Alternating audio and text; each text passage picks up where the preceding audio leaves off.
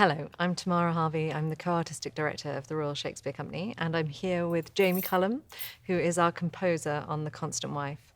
And from the moment, this is actually true, but I'm going to say it, I'm going to sound like I'm lying because you're sat right next to me, so it feels a bit weird. From the moment that I knew that we were doing The Constant Wife, I knew that the music was going to be a really important part of it. And in thinking about the world of the play and the way that it is set in the 1920s, but has a kind of contemporary bite in Laura Wade's adaptation, I knew that Jamie would be the perfect person. But this is your first experience of theatre. So what was it like when you got the call saying, would you be at all interested in? Well, I was immediately intrigued and very excited to be asked, by yourself and the Royal Shakespeare Company. The whole kind of idea really felt like a new creative challenge for me.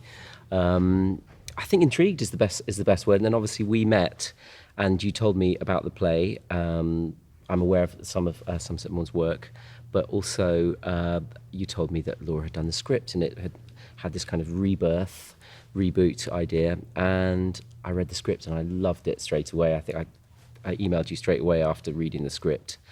And I just felt really excited by being involved in it. Well, there was this amazing moment when you sent me, we'd met and I shared the script, and then you sent me an email with a voice note with the tune that you'd woken up singing. Yes, and I think I'm really conscious of taking first ideas that come into my head kind of musically like that, because they nearly always stick. Not always, but the few opportunities I've had to compose for things that aren't just myself, it's normally your kind of first reaction, your kind of gut thing. So I try to be kind of unfiltered with that. And I thought, well, I've got nothing to lose.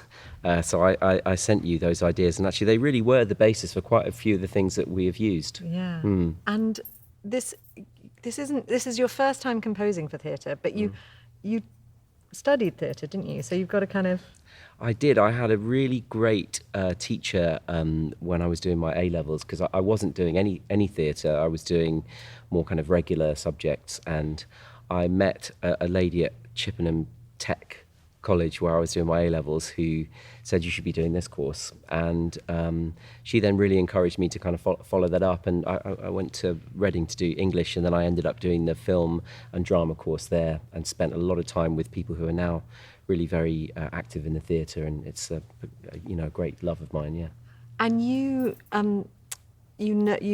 have obviously a deep knowledge and love of jazz, but in particular, I think I remember you talking about the 1920s as being such a kind of seismic moment.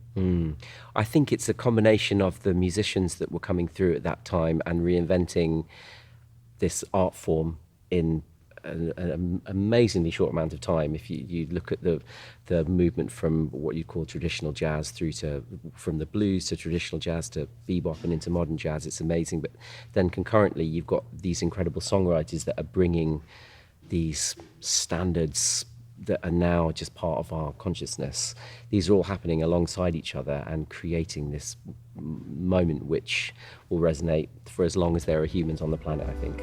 So this production is going to be starring Kara Tointon, and you and Kara know each other, don't you? We do. We did a TV show together called The Halcyon in similar... I was going to say in this garb. Similar outfits, although my trousers were a lot wider in that. A lot wider. Uncomfortably so. Mind you, very kind of current for now, but yeah, we met and we worked on a show called The Halcyon, which was really fun. So this show is going to be touring right across the UK, and it's so important for us at the Royal Shakespeare Company that we can share our work with the widest possible audience. And of course, touring is a brilliant way of doing that. You tour a lot, and what's your experience of touring? Well, I mean, it's in the lifeblood of what I do as a musician, but I'm really intrigued by this idea of theatre production, touring, particularly having now been so much a part of it at the RSC and seeing how it's going to translate to this touring way. And I just love the fact that everyone's going to get to see it around the country. It's fantastic. And of course, at the end of the tour of the UK, we have this moment where we're getting to take the show on the high seas. And I think you've performed on the Queen Mary 2. I have indeed quite recently performed on the Queen Mary 2, and it was an amazing experience. There's a beautiful theatre in there, and there's just so much on offer. It's so different to how I imagined it would be, and yeah, the things they've got on offer is amazing. So to think that this production will be on there is amazing.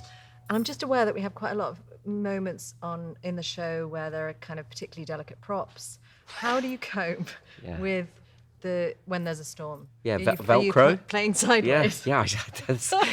You're the director. I don't know, but I do remember when I was performing years ago, right after I left uni, I performed on a ship, and there's a bit of movement, but we're professionals. Good in jazz. It'll be. I imagine it'll be amazing. Just as I said, grippy shoes, bit of Velcro, it'll be fine.